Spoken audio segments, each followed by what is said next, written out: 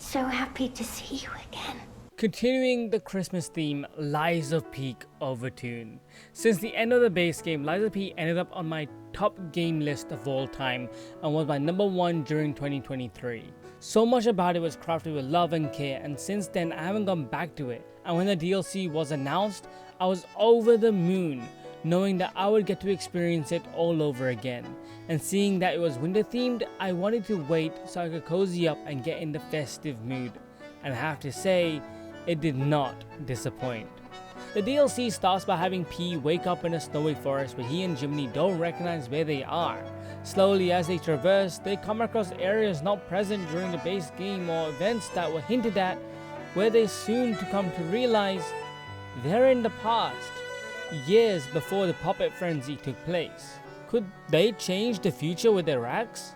For me, this was incredibly intriguing to what stories could be told. During the base game, we hear a lot about the past. Until the petrification disease, the hotel worked hand in hand with the alchemists. But I didn't know they'd be so corrupt. Everything changed when Simon became their leader. And now being able to witness those events that were hinted at is incredible, and what a vibe it was.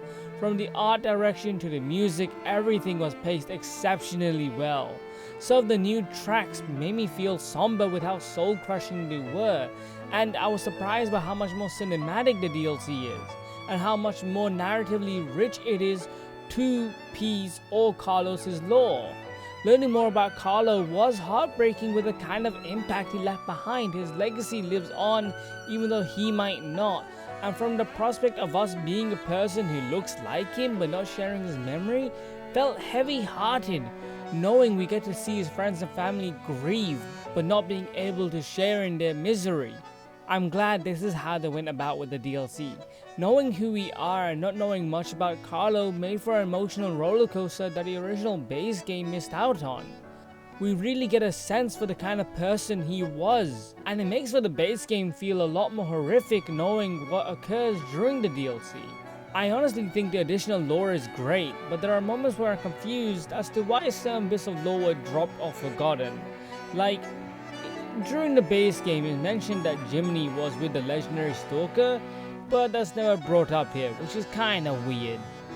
But regardless, outside of the story, the DLC is some of my favorite level design from any Souls game.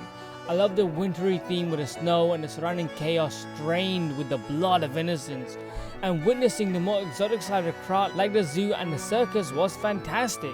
On the other hand, the DLC also has some of the most boring areas. Midway through, the level design quickly became uninteresting, with some of the most dull and lifeless environments I've witnessed. These areas were long and tedious, and I felt fatigued by the time I got out of them. However, by the end, the level design quickly peaked again. It was tremendous going through it. I also appreciate how the DLC shows the developers took feedback by offering larger areas that allow for more exploration. It's still not on the same level as FromSoft, but it's a clear step forward. But what is truly exceptional are the weapons. They're all wacky, and it's great to see how much more creative the team got with them. As everyone has rightfully pointed out, the Gunblade is the coolest shit ever. Welcome back, Squall. This weapon better be in the next game and future games. I want it to be like the Moonlight Greatsword. It's so cool. And what would new weapons be if not for the new bosses? The DLC has some of the coolest bosses, like with Marikona. It shows how a duo gang fight can be done without it feeling tedious or overstaying her welcome. And she's incredibly easy to read if you just recognize her patterns. And going into the last boss and the other bosses, there's a lot more emphasis on the cinematic moments that truly heighten the experience when in combat. But skipping all of them and into the last boss, I just want to talk about him narratively. This is the guy! I get he was hinted at, but really? Arlecchino the Riddler turned out to be the last boss? Like genuinely how? I thought he was cool in that he was a low-life robot who awakened, but not the last guy who we fight.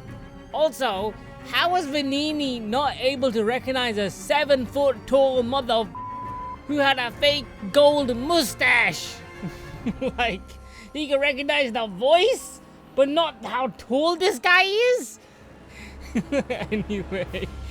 Anyway, rant over. GG, he's a great fight, genuinely horrifying with how addictive he is. Visually, he's super cool, and what he does is super cool, but just lore-wise, he's okay. And that's it.